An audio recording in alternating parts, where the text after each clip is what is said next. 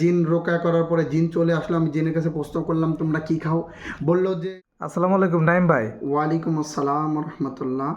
আমি আজকে জানতে চাই বা আমার এই ভিডিওর মাধ্যমে জানাইতে চাই সকলকে যে মূলত জিন, এই জিন জাতি কি খায়, বিশেষ করে যারা বদ জিন। যে আপনি ভালো একটা কথা বলছেন।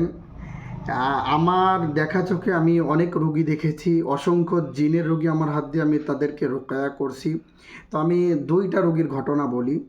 আমার কাছে কিছুদিন আগে দুইটা রোগী আমি দেখেছিলাম। তো 1 মাস মেবি হচ্ছে একটা রোগীকে আমি দেখছিলাম। তো আমি সে রোগীকে দেখতে গেলাম, সে রোগী আমাকে বলতেছে যে তার যে মাসিকের পচা রক্ত আছে এইটা হচ্ছে সে প্যাড পড়লে দেখতে পারে না। তো আমি তার ঘাড় পরে জিন রোকা করার পরে জিন চলে আসলো। আমি জিনের কাছে প্রশ্ন করলাম তোমরা কি খাও? বলল যে মাসিকের পচা রক্ত খায় জিনে, হাড় খায়, গোবর খায়, এমনকি মাথার ঘিলু পর্যন্ত খেয়ে ফেলতে পারে। তান্ত্রিক জিনে একটা মানুষের মাথার ঘিলু পর্যন্ত খেয়ে ফেলতে পারে, কিডনি খেয়ে ফেলতে পারে, লিভার খেয়ে ফেলতে পারে। পচা এই সমস্ত জিনিসগুলো ওরা আগে ধরে পচাই ফেলে, আপনার ভিতরে বাসা বাঁধে জিনে, বাসা বেঁধে এরপর আপনার বিভিন্ন অর্গানগুলো পচায় ফেলে। এরপরে হচ্ছে এইগুলোকে তারা খেয়ে ফেলে, এমনকি বাথরুম পর্যন্ত খায়, ময়লা আবর্জনা এইসব খেয়ে থাকে জিনরা, তান্ত্রিক জিনে। তো আপনারা এই জিন থেকে সাবধান। আর আল্লাহ সুবহানাহু ওয়া তাআলা বলছে একটা আয়াত পড়লে এই সমস্ত জিন আপনার কাছেও আসতে পারবে না।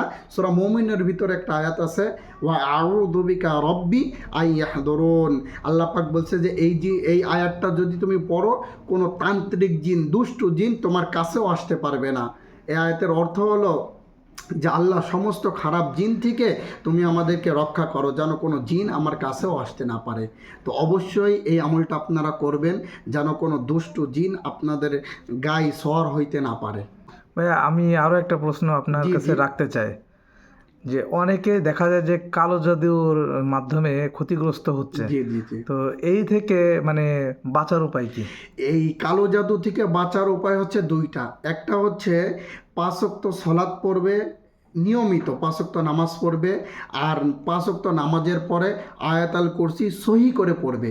দেখবেন আমাদের সমাজে অনেক মানুষ আয়াতাল কুরসি পড়তে পারে কিন্তু সহি করে পড়তে পারে না। কেউ রাসূলুল্লাহ সাল্লাল্লাহু আলাইহি সাল্লাম বলছে কেউ যদি আয়াতুল কুরসি পড়লো তো তাকে কোনো মানুষও ক্ষতি করতে পারবে না এবং কোনো জিনও ক্ষতি করতে পারবে না। পুরো তার দায়িত্ব আল্লাহ সুবহানাহু ওয়া তাআলা নিয়ে নেয়। তো যারা এরকমভাবে ক্ষতির আশঙ্কা থাকতে পারে, ক্ষতির আশঙ্কায় আছেন, তারা 5 ওয়াক্ত নামাজ পড়বেন এবং হচ্ছে আয়াতুল কুরসি 5 ওয়াক্ত নামাজের পরে পড়বেন ইনশাআল্লাহ। যারা কালো জাদুতে আক্রান্ত আছেন তারা আমার এখানে আসতে পারেন ইনশাআল্লাহ। আমি হচ্ছে শরঈ পদ্ধতিতে রুকিয়া করে থাকি, আপনারা আসতে পারেন।